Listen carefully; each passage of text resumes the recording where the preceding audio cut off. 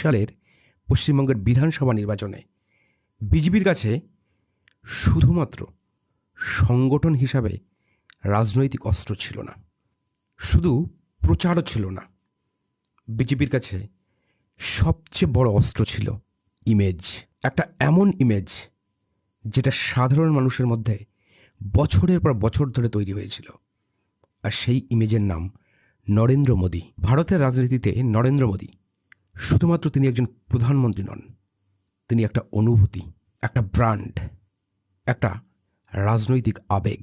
কারণ মানুষ শুধু নেতাকে দেখে না, মানুষ দেখে নেতা কতটা সাধারণ মানুষের মতো আচরণ করছে। আর মোদী সেই জায়গাটিতেই বারবার বাজিমাত করেছেন। ভাবতে পারছেন, বাংলায় এসে রাস্তার ধারে একটা ছোট্ট দোকান থেকে তিনি ঝালমুড়ি কিনে খাচ্ছেন। এটা শুধুমাত্র একটা খাবার খাওয়া ছিল না, ওটা ছিল একটা রাজনৈতিক মেসেজ।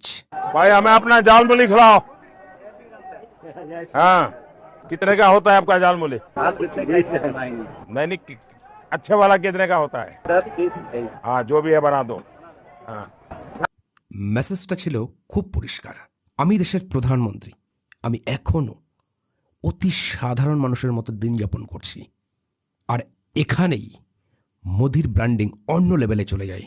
কারণ সাধারণ মানুষ এইসব দৃশ্য খুব দ্রুত হৃদয়ে নেয়।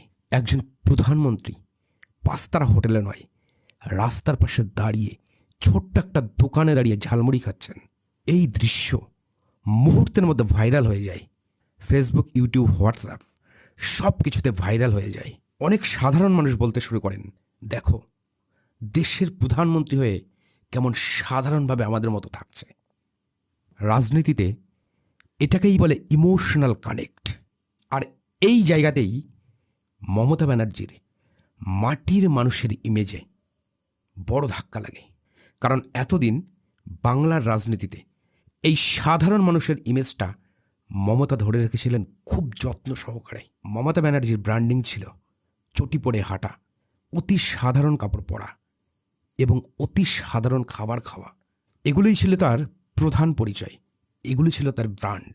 কিন্তু 2026 সালে বিজেপি সেই জায়গাতেই ডাইরেক্ট অ্যাটাক করে। বিজেপি এখানে বুঝেছিল শুধুমাত্র বক্তৃতা দিয়ে ভালো কিছু আশা করা যায় না, নির্বাচনে জেতা যায় না। মানুষের মনে একটা ছবি তৈরি করতে হয়, একটা অনুভূতি তৈরি করতে হয়। আর সেই কাজটা করেন নরেন্দ্র মোদী। তিনি শুধু মঞ্চে বক্তৃতা দেননি, তিনি ক্যামেরার সাথে একটা সংযোগ তৈরি করেছেন। কখনো ঝালমুড়ি খাচ্ছেন তিনি, কখনো চা বিক্রেতার পুরনো গল্প বলছেন, কখনো বাংলাতে 2-4 লাইন বলছেন। এগুলি ছোট ছোট ঘটনা মনে হলেও আধুনিক রাজনীতিতে এটাই সবচেয়ে মারাত্মক অস্ত্র। কারণ আজকের রাজনীতি ভিডিও ক্লিপের রাজনীতি, আজকের রাজনীতি ফেসবুক, হোয়াটসঅ্যাপের রাজনীতি। 15 সেকেন্ডের একটা ভিডিও, একটুখানি হাসি, একটা সাধারণ আচরণ, এগুলি লাখ লাখ মানুষের মনে প্রভাব ফেলে।